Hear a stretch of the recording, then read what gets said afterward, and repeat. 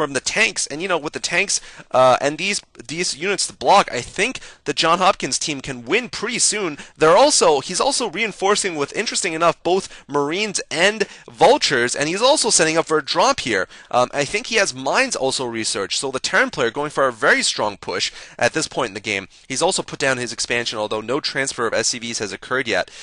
And it looks like he is just going to contain the Protoss player here, and he might actually be able to divide his forces. Looks like he has managed to divide the forces with the tank. Now, the Protoss player is not going to be able to reinforce this natural expansion, so if a couple more tanks come in, they can take out this natural, and the Protoss won't be able to do much about it, although, smartly, Oxymoron has built some gateways below his ramp.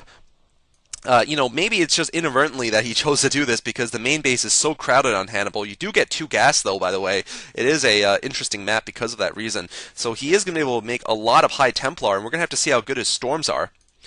He's got Sonic Storm almost finished. He's going to need it very soon, though, to be able to deal with this very large contain. And here we're seeing a couple of Vultures being loaded up for a drop. And what's going on here? It looks like one Zealot just accidentally running forward. It does have speed upgrade, though, so that is going to help. But are there going to be any storm? The storm's going to be absolutely critical here, because if he can storm these Medic Marine, that is going to be a huge boon for him. And I'm surprised that Orange is continuing to build Medic Marine, it seems. Actually, it looks like he's stopped, and his macro is just not very good.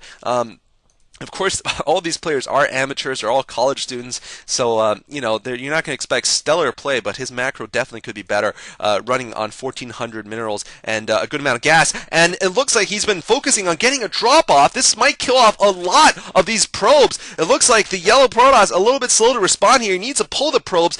These Vultures have killed a lot of them, but a storm might be able to take care of them. I actually think the Terran could load up right now, or aim for the High Templar. Get the High Templar. Looks like they will. No, he's not actually focusing on the High Templar. That would have been a smart move, but instead he's going to lose all these units here. Maybe because he's focusing on this attack that's going to come in from the front here. However, the Zealots are just going to completely die to these Medic Marines. So it looks like the drop has been destroyed, but there's not many probes left at the main base, and the Terran contain has still held. Looks like the Terran player, what is he doing here? Okay, running in some Vultures to die. Not a smart move there.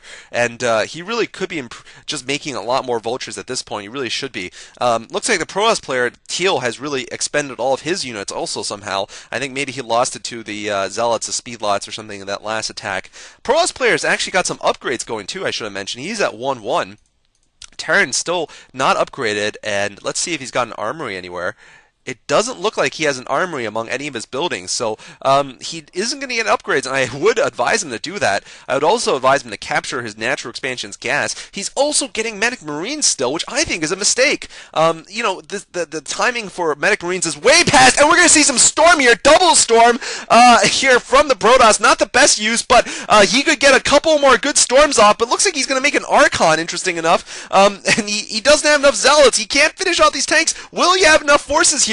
Both players are, I gotta say, microing rather poorly here, and it looks like the Archon goes down. However, the Dragoons and the Zealot managing to kill almost all of the tanks here. Looks like the contain might barely hold, but it probably won't. The tanks are all going to go down. The Terran player just too slow to reinforce and too slow to rebuild. I gotta say, he should have a much larger force right now with the amount of resources he has in his bank, and instead he has just 2 tanks and 3 Vultures, and his contain was temporarily broken. On the other hand, I've been, to be honest, rather underwhelmed by Oxymoron's Templar use, and oh man, he's letting his High Templar just die here, forced to morph another Archon. Archons are incredibly ineffective, though, against Terran mech, which it seems like is what Orange is going to make, and unfortunately for him, he either doesn't realize or has been too busy to drop tanks up here. If he had dropped tanks up here, there would have been almost nothing the Protoss player would have been able to do against a drop. I don't see any shuttles out or anything.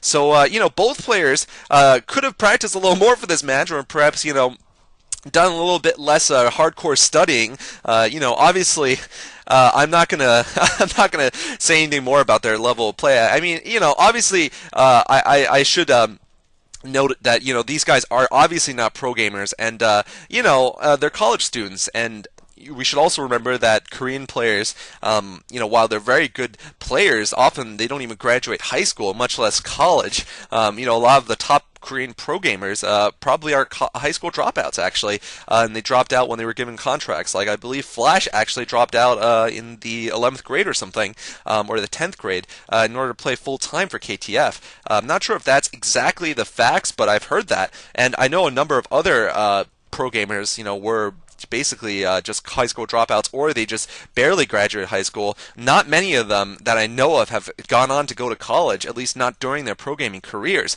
So, obviously you have to balance these things, and for these players who are amateurs, this is turning out to be an exciting game, and thanks to, of course, the administrators at Collegiate Star League, which is at cstarleague.com, for sending me these replays. They're trying to accumulate the best replays played every week.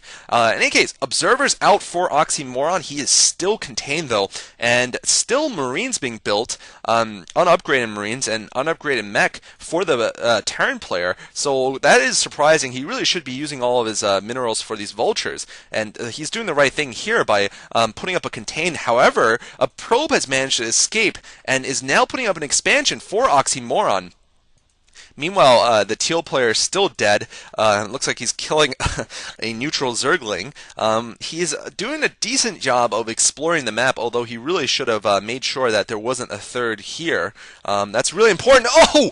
What is Oxymoron doing? Is he going to be an Oxymoron, or is he going to be a moron this game? That is the question. It seems that he has too much gas, and not enough minerals, obviously, given the fact that his patches are almost gone in his main, and he's choosing to build High Templar. I would recommend that he switch to Arbiter, actually. It would be a better use of his gas right now, since it doesn't look like he has the best storm control, and Archons are practically useless against this kind of force composition. The Terran, though, I gotta say, really needs a third, and he should have gotten a third at this point, because there's no reason not to. And oh my god, looks like a huge contain coming out. I might be wrong about the yellow player's storming abilities, because those were some nice storms on the Vultures, and those were some better storms on the Marines and tanks. Nice work here from the Protoss player. Is he gonna go all the way here? No, looks like he's expended his speed lots, and actually pretty smartly, he's pulled back, knowing he's done a lot of damage to the Terran. The Terran, once again, reduced to less than half of his previous force, and once again having problems keeping his resource count down. And I think this is just a fact of relatively low actions per minute and multitasking. But however, he has discovered this left side base, and he's actually going to harass these Protoss forces as they're going to try to reinforce. High Templar getting sniped there.